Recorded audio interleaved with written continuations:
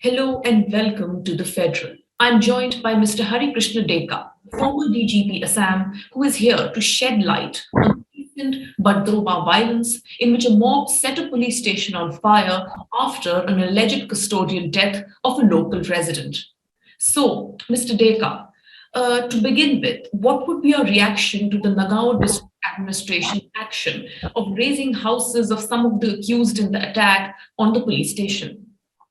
Whatever I saw in the visual clips, it appeared to me that mob has pre-planned the attack because there is not, there is no feeling of they being suddenly being angry. They very cool-headed.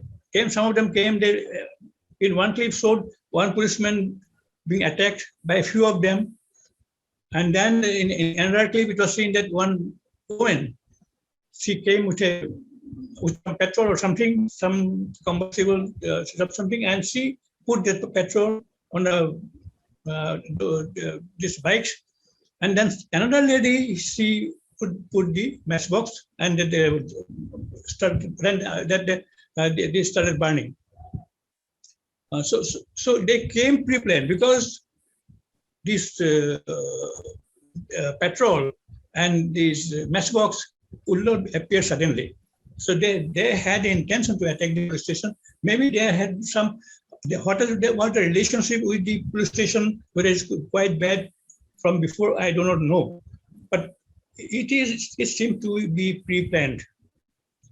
And then they not only burned this motorbikes, they burned the records. That is very important. Why they burned the records particularly?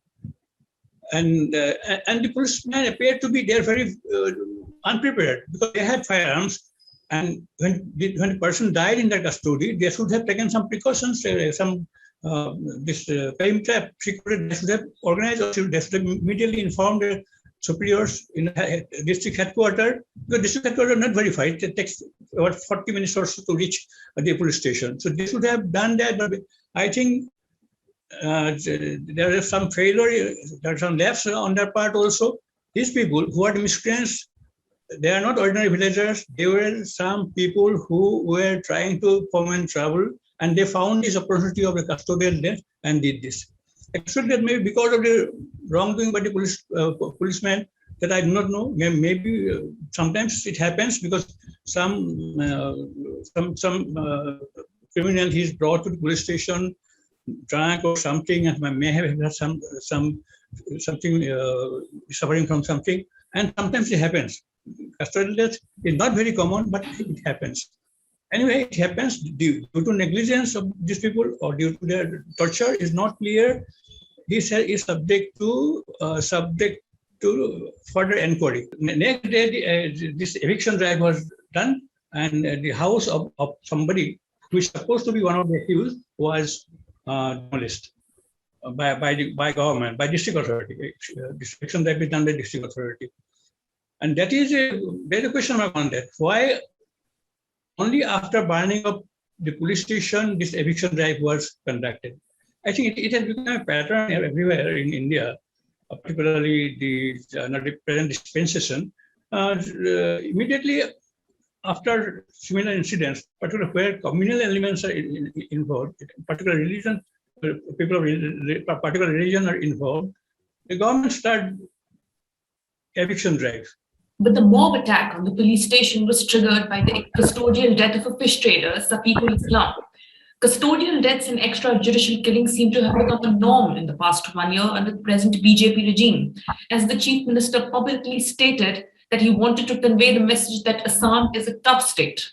As a former police chief, do you think such a high-handed model of policing could help establish the rule of law in the society, or will it end up creating more unrest, as was seen in the case here? You see, as a policeman who worked for 37 years in the police department and was a DGP of a state, I don't feel that this kind of methodology will work. Ultimately, this may lead to more trouble. And singularly identifying only one community to be taken action against, and I think is not proper. If suppose these mob were Hindu people around people and they had attacked the police station, would the government have taken the similar actions to evict? If they were encroachers, would they have taken the similar actions? It's a question. This is a question to be asked. It should be. I mean, the appropriateness of this action is questionable, because you are singling out one particular community.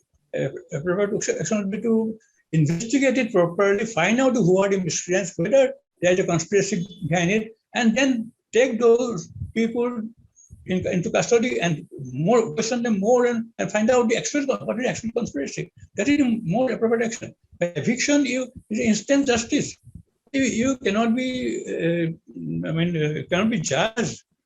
And the policeman at the same time, the government is doing that, no? The government is not bothering about the, judiciary. They're just doing it, they're taking the executive action as if it's a judicial action. Coming to the point that you made, that a particular community is being targeted, there are allegations that ongoing law enforcing trends and political narratives that are being created around it are destroying Assam's age-old inclusive composite culture. Would you agree with something like this? Yes, in Assam, this communal feeling was not there previously, particularly among the Assamese Hindus and Assam Muslims used to live in harmony for centuries. But this thing has come only recently.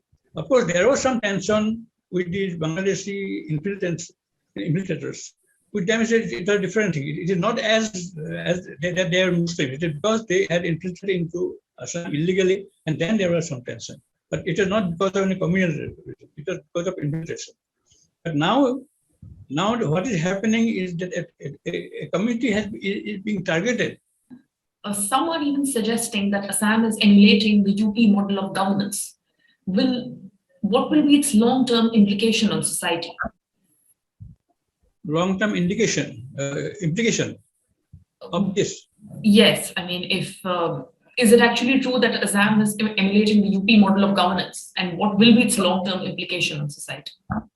This one is that this age of harmony among the people of Assam will be destroyed, and it will have a very, very negative effect on the people. If the people who lived in harmony together for a long time, culturally also they'll be divided, and lot of problems will arise because there will be communal tension all the time.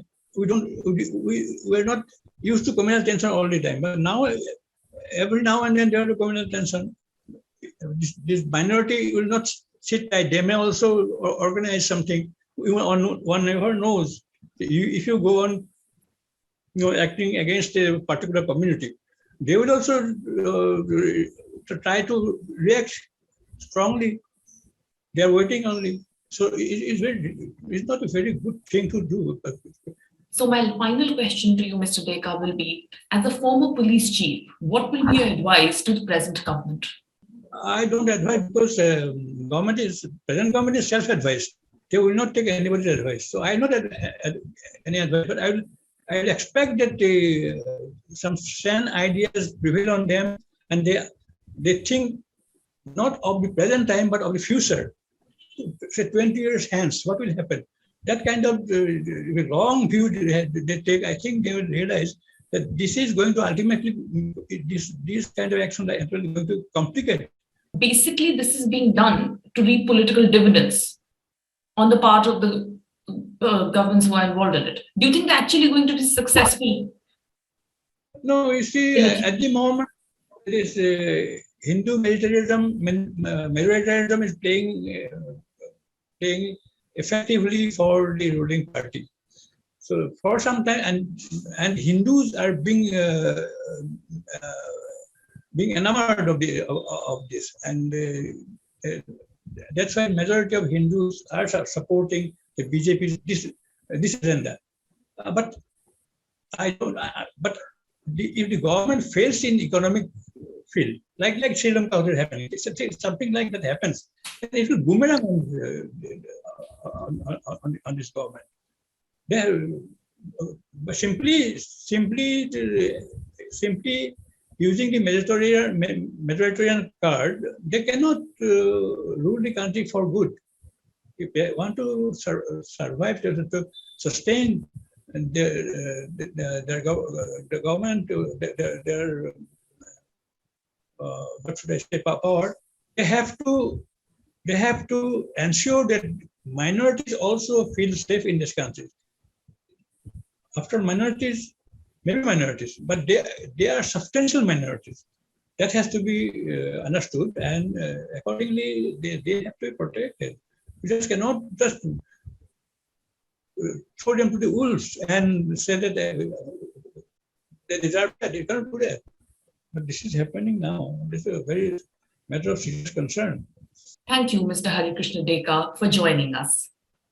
For more such interviews and videos, log on to the Federal.com.